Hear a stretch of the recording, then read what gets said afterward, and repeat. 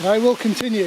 Meow! Huples cat at the Bon Echo boat launch, not the common one people use in the park. I'm going to head that way for about 15 kilometres. I've been shaving down these bars and they go in really easily, except it's really cold this morning and they didn't go in so easily. So lesson learned with that. Just going to put my personal flotation device on and my gloves and the skeg and launch. My rain jacket? Maybe later. It's going to rain all day, which is unfortunate, but after today it actually should be beautiful weather for the remaining 4 days of the trip. So I'm going to leave now and Kitty is going to film me on my way out.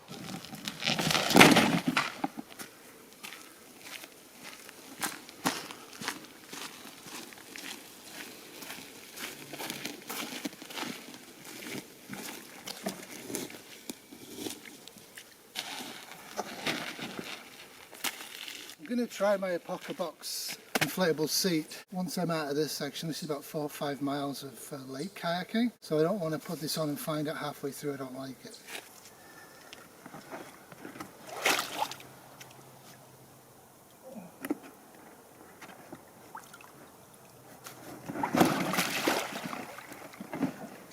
Very elegant, was it?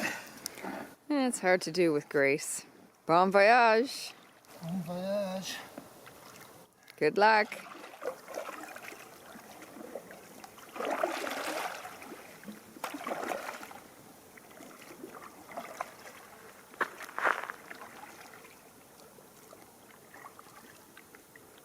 Just crossed over the Lower Mazenot Lake from Bon Echo Provincial Park and I have crossed the gap of Schneider Bay. So I'm making good time. I'm actually kind of hot.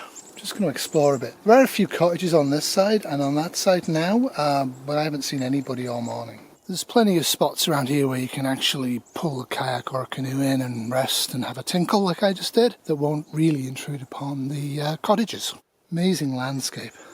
We're making good time. That's Bucks Bay, and I'd actually swing left if I was going to do the circular route around Bon Echo Rock, which I'm not doing this year, but probably will next. And this is one of the landscape features to let you know you're going in the right direction. This is Reka Rock, R-E-K-R. So I think I have about a mile and a half to go to my first portage. So I'm down at the south end of Lower Mazenot Lake, pretty fast time. When you come through this, it's kind of obvious. There's a couple of large flagpoles on this side, so on your left side as you come down. One of the things about the Mississippi canoe paddle, it's not very well explained, either online or in the pamphlet. The pamphlet is years old and I know there's inaccuracies in it. The best video online I found, and I'll link it here, is KC Happy Camper. Excellent channel for canoeing, brilliant, should watch it anyway, very relaxing even if you don't live in Canada. I think he went in further north than I did, so he could actually see the rock, the big rock, the 100-metre tall cliff face, which I'm going to do in a circular voyage on a different day.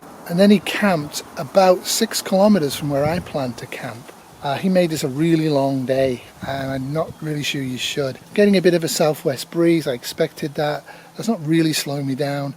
A little bit of rain, not bad. A few bugs, strangely enough. But when you get to this point, I don't know whether I go this way or that way. I suspect it's this way. So I'm going to go this way and I'll see if I get to my first portage. As soon as you get to that inlet, you can clearly see the dam. And that gentleman's taking water. There's even a portage sign. This is absolutely excellent. In spring, which would be very cold, I wouldn't recommend spring down here. You want to really keep away from there.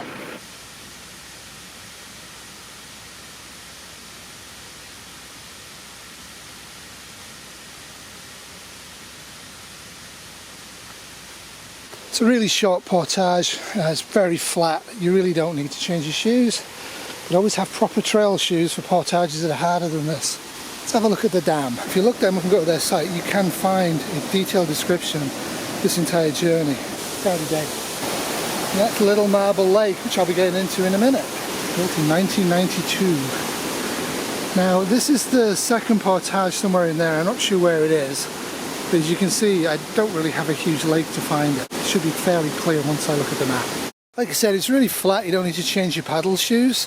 And when you get to this part, it's the only real kind of climb, and it shouldn't be any difficulty. And that's where we are, so I have to figure out where my next portage is. It's not bleeding obvious, but it's not a huge lake, I'll find it. So it came from up there, crossed over, went down here, and then portaged. I've just done the portage, so I'm here, I believe. So I'll keep to the left side, which is the east side, and see where we get. And then I should stay on the north side, and that's where the next second portage should be, somewhere in there, to get to Marble Lake. This is in fact Little Marble Lake.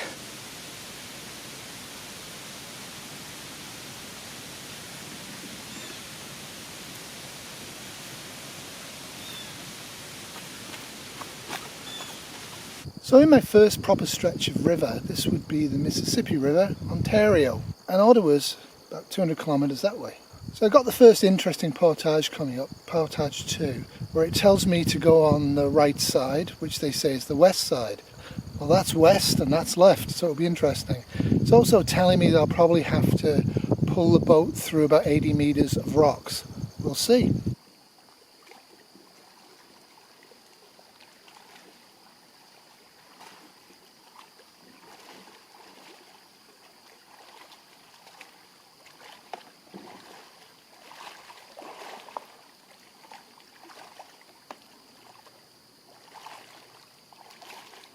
I'm hoping I've just done portage 2.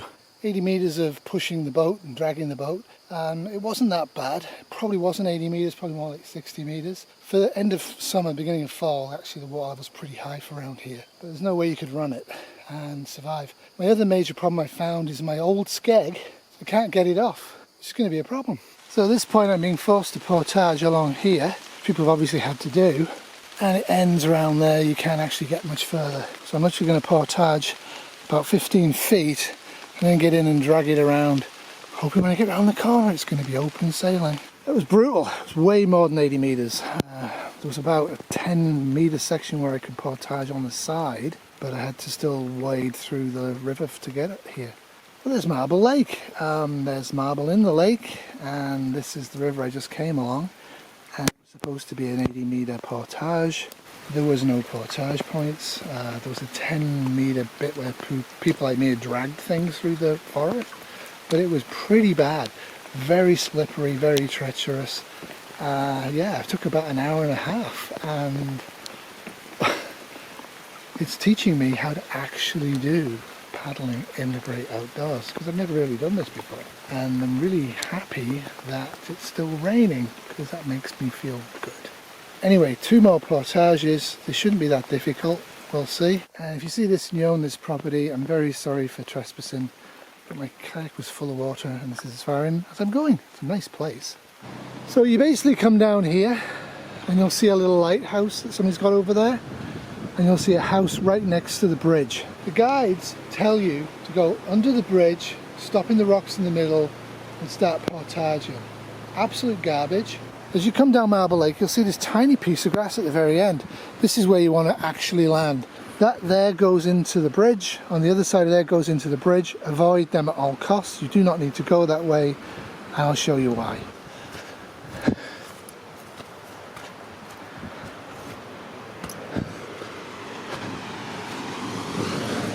There's actually parking here.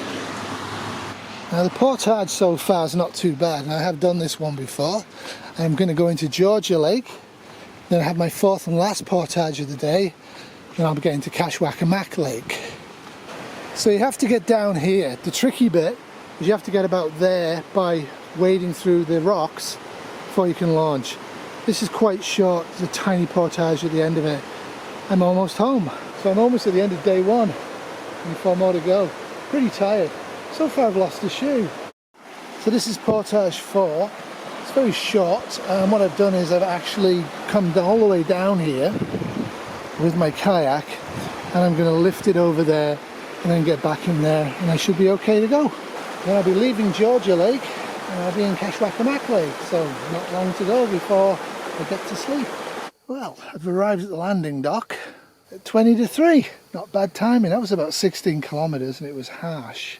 And I set off just about 9 o'clock, so that's under 6 hours. Pretty impressive. I'm kind of sore. Because I'm so early and I lost a shoe, I'm actually going to get Kitty to pick me up and we'll drive north an hour, and I'll be able to go home tonight. The thing with the portaging, So I was kind of concerned about it. And then we figured out it's about an hour's drive north to get to this landing dock. And I decided to absolutely strip the kayak down for the portaging through Marble Lake. And that was absolutely smart. It was tough through there, and there's no doubt about it. Yeah, it's not something I would sign up to do again in a hurry, in low water anyways, and certainly with a full kayak it would be awful. So that was a smart move. But like I said, I've lost a shoe somewhere or other.